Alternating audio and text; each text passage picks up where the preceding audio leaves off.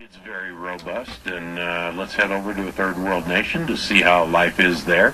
Let's go out to Silver Springs, Nevada, the home of the longest continuous burning tire fire, although it's now under sand, but it's still burning. Silver Springs. It's the not-so-lovely Aaron. Hey, Aaron, what's up? Hey, we had again, gorgeous morning out here, nice and calm, very brisk, 40 degrees.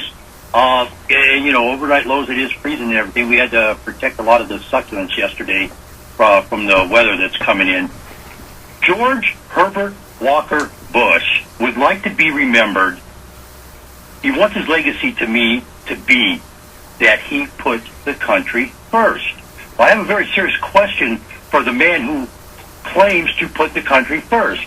Mr. Bush, if this is the case, why did you hand over our country to Monsanto when you deregulated the United States of America's Agriculture Department? We have 18 million hungry children right here in the United States, while Monsanto is feeding the hungry children of the world.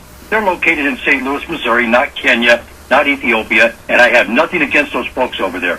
I really don't, and I don't mean no bad or anything to them, but the reality is we have hungry children right here in America that go hungry every day. Why aren't we feeding them? That is my question to those folks there. Well, Aaron, you can't bring something like that up and just walk away. This is a two-way conversation here. We play a public service spot here for a charity, part of True Radio News, how they're trying to feed the hungry. The truth is, we make enough food. We have enough food in this country to feed everybody. The problem is the food manufacturers and restaurants and things like that have either voluntarily decided to throw things out before their due date or expiration date, or if they're thrown out at the expiration date, they're not allowed to be picked over by gleaners and things like that. There used to be organizations that did that to help the soup kitchens. Now they can't do that. Well, actually, I believe Walmart does that with the food banks, at least in this area, because I see a lot of Walmart products in the food banks in this area when I talk to people out here. And so Walmart, and I know the Dollar General store out here does a lot for the food banks too in that respect. And of course, it's like you're saying there, Dennis, it is food that is getting ready to, the expiration dates are getting real close, or they are past, in some cases, the expiration dates are yesterday. Yeah, I think the statistic, I think, was 6 billion pounds of food annually. Yeah. Thrown away. And that's something. That's good food. I just don't understand if we have problems here in this country. And I can understand, the diplomacy and all that. But let's be real. Don't we want to take care of ourselves before we can help the world? I mean, isn't that kind of the basics in any self-help program? Help yourself before you can help others. How do we go out and give $13 billion to a country when we're $1 trillion in debt? I'm not getting any of this, but again, perhaps it's not for me to understand. Yeah, well, that really bothers me when 1 in 5 children in this country go to bed hungry.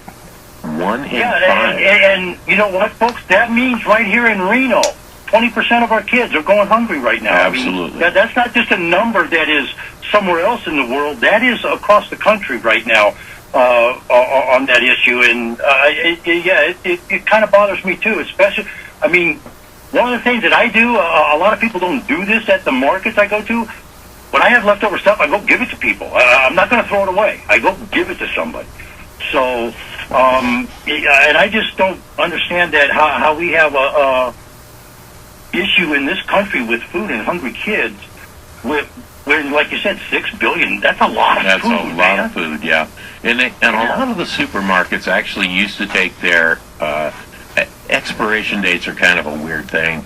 That's the least likely to cause any harm. There's always safety factors figured in there. But they used to take that and set it aside on the back dock at night. And there were organizations called Gleaners for senior centers and things like that, soup kitchens that would come around and pick it up on different days. They used to do that. Somehow, the attorneys got involved, and there became an issue with liability. What if someone were to eat that food and then sue the company where the food came from? Then they started locking the dumpsters, and now suddenly you can't get to all that food that's being thrown away. And literally, it's good food being thrown away in a country where we have people, we have seniors that have to choose between food and medicine. We have children that go to sleep hungry.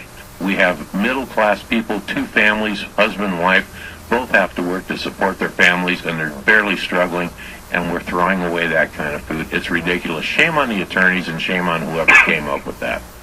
You know what? And this kind of ties in to something that is going on these debates right now. I don't hear any questions about what is currently going on with our government and why it's dysfunctional. And I would think, I don't care who gets elected. I don't care who gets elected as the President of the United States. It makes no difference to me, because in the end, that president represents me according to the Constitution of the United States. So I would think a president would be interested in why the Congress is dysfunctional and try to mend that bridge so we have a functional Congress. How long have we been hearing the Republicans don't want this and they block everything, the Democrats do this, da-da-da-da-da-da? As long as I've been alive, okay, since I've been aware of what's going on in our government, I have heard this across the aisle crap. Yeah, well, nobody works together. The last time I saw Congress work together was on the Clean Water Act, and hey, guess what? This past week the Senate undid it. So it makes no sense. This has become a government of the party, by the party, for the party. Whichever party you happen to be a part of, all you care about is getting your agenda through and no one else's. It's all about power. And forget we the people. It doesn't matter what the people want anymore. It's like every one of those seats in Congress has a price tag on it for someone's retirement fund. It's just, and I don't know. You know, it goes back to that thing that Thomas Jefferson said. You know, people want to keep a government in check. They stand up against them every now and then. I mean, that wasn't exactly what he said. A lot of people have interpreted that the government needs a revolution every 20 years to remain in check and stuff like that. But, you know, I got to ask that question. This issue with Monsanto has gotten really, really ugly, and it has become, and you can start following the money on this. This is how blatant it has become. You can start following these $10,000 contributions they're making, and those are the people pushing the agendas for Monsanto in various places, and those are also people, Speaker of the House, for example. That is the position some of these people hold, and we're seeing legislation just get shoved right down everybody's throat, and nobody wants the TPP. Nobody wants this H.R. 1599 in this country. Or let me not say nobody. Of course Monsanto does. And the other people, they're making up the 10%, the 90% don't want.